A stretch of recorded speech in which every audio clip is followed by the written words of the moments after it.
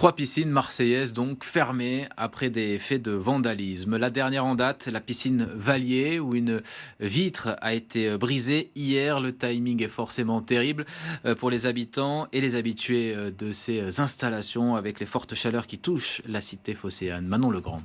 Comme vous pouvez le constater, les Marseillais qui pensaient se rafraîchir à la piscine se heurtent à une barrière et repartent évidemment déçus, serviette sous le bras. La baie vitrée qui a été brisée ce lundi par des jets de projectiles empêche en effet l'ouverture au public. Une entreprise spécialisée doit maintenant intervenir pour sécuriser la vitre et permettre la réouverture. Et des piscines fermées pour cause de vandalisme à Marseille, il y en a 3 dans la nuit de dimanche à lundi. Des individus se sont introduits à Louis Armand et ont dérobé la caisse, tandis que le 9 mai dernier, la caisse enregistreuse de la piscine Castellane a aussi été volée sans aucune somme d'argent à l'intérieur. Ces 3 piscines sont donc actuellement fermées et avec les fortes chaleurs, ça tombe plutôt mal. L'adjoint au sport, Éric Méry, s'est exprimé suite à ces actes de vandalisme. Je vous propose de l'écouter. On remarque que c'est un fait qui se répète au fur et à mesure. Déjà l'année dernière, ça avait commencé.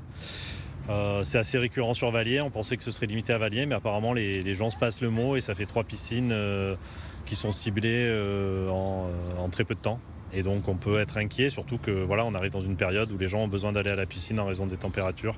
Nous en tout cas on fait le maximum, les équipes sont mobilisées, on essaye de réouvrir le plus rapidement possible. Ce matin, le maire de secteur Didier Jo s'est rendu sur place pour constater les dégâts. La mairie de secteur a renforcé la présence des médiateurs sociaux autour de la piscine et du stade Valier avec des horaires étendus pour permettre une présence en soirée et dissuader les éventuels casseurs. Une plainte a également été déposée.